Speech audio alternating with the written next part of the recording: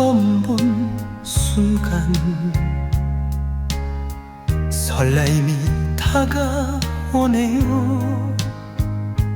어느 시절에 인연하였는지 알 순 없지만 처음은 아닌 듯하네요. 시청자가 보내온 질문입니다. 얼마 전 지인의 집에 초대를 받아 갔는데 몇 년 전 방문했을 때는 없었는데 베란다 앞에 30층이 넘는 건물이 신축되고 있는 걸 보고 깜짝 놀랐습니다.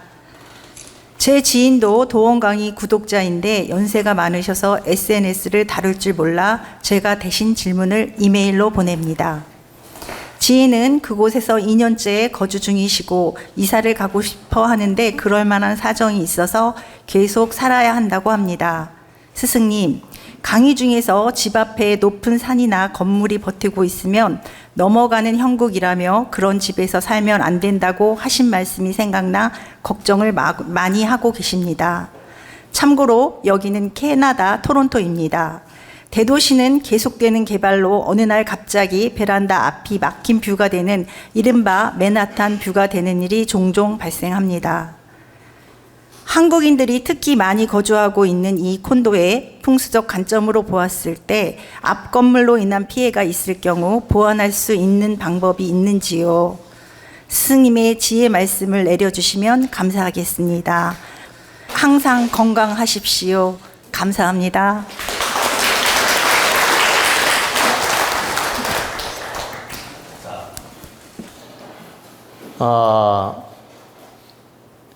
산 밑에 이렇게 산 주령이 쭉 내려오는데 보세요. 산 주령이 이렇게 내려왔는데 산 밑에 집을 지을 때 산을 등지고 앞을 바라보면 배산 임수 형국으로 집을 짓게 되고 산 주령이 쭉 내려왔는데 산 밑에 집을 지었는데 산을 바라보고 지면 바로 역산, 산을 이렇게 거스린 거예요.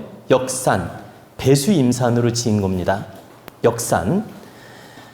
배수임산으로 집을 진 거라서 그런 경우 풍수학적으로 나쁘다고 한 겁니다. 그리고 지금 질문 내용은 큰 건물을 앞에 지어가지고 앞에 베란다를 콱 막거나 가린다. 그러면 이건 뒤로 넘어가는 집이 아니고 이제 잘 알으셔야 돼요. 이 경우는 뒤로 넘어가는 집이 아니라 큰 건물이 조망을 가리고 뷰를 가림으로써 답답한 면도 있지만 그 큰 건물이 우리 터의 기운을 빨고 갑니다. 빨려 들어간다. 그 큰 기운으로 에너지가 빨려 들어가는 거예요. 우리는 기운이 강한 쪽으로 모이게 돼 있습니다. 에너지가 아시겠죠? 자, 이렇게 바람이 살살살 불다가 큰 센 바람을 만나면 이 바람도 이 큰 바람 속으로 빨려 들어가요. 여러분이 해오리 바람이 막 부는데 세게 부는데 그 근처로 싹 가서 서 있어 봐. 그러면 이 해오리 바람에 빨려 들어간다는 얘기입니다.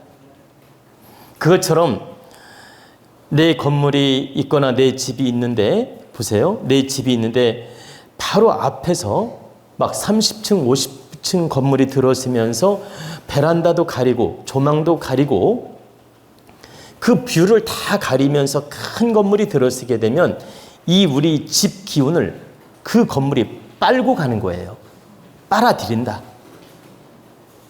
그리고 그 건물을 짓는 동안 지하를 팔 거 아닙니까? 그때 지기도 다 깨지게 돼요. 그리고 건물의 에너지도 그 건물이 다 빨아들이게 되고 그래서 내 터가 약해지기 때문에 이때는 알아차리고 이사를 하는 게 맞다. 다른 방법이 없다. 현명한 사람은 이때 당연히 집을 옮기는 게 맞지. 여기에 막 그냥 어떤 방법이 있다고 해서 주저앉아 있는 것은 현명하지 못하며 어떤 방법도 없다는 뜻입니다. 다만 내 기가 세고 내 에너지 질량이 좋고 정신력이 좋은 사람은 버티는 힘이 좋아서 견딜 수는 있어요. 그러나 그 자체 에너지가 좋아질 수는 없다.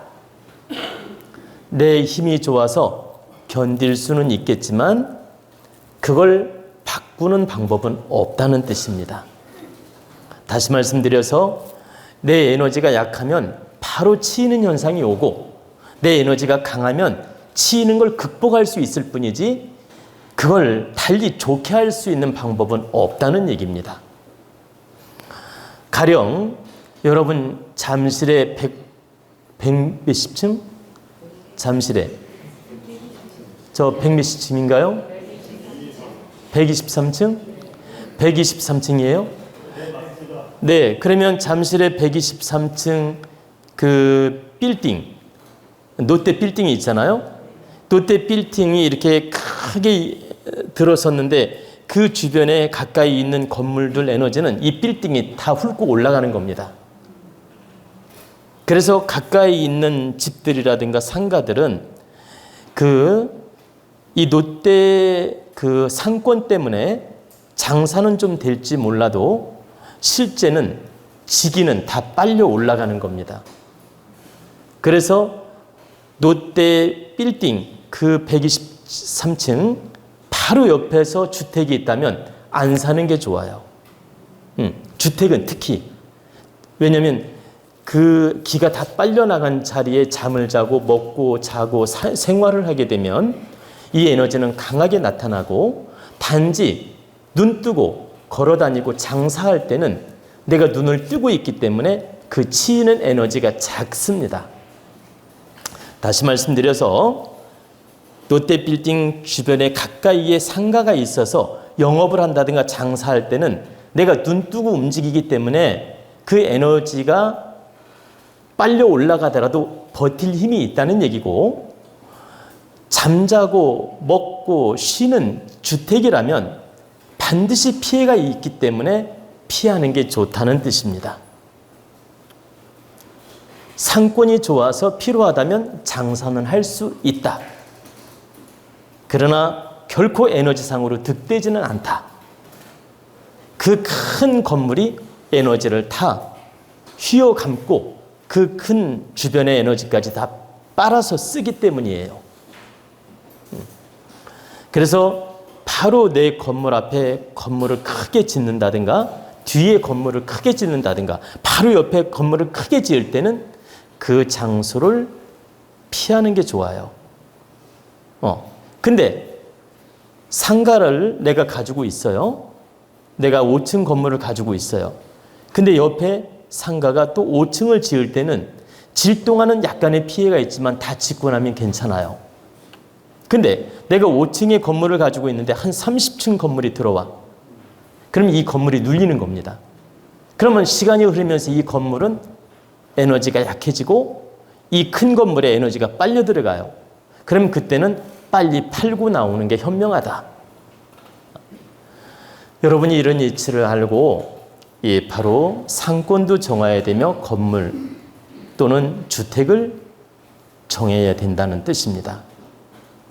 그래서 여러분 주택지에 큰 빌딩이나 큰 건물이 들어서는 건 부담이지 좋은 게 아니라는 뜻입니다.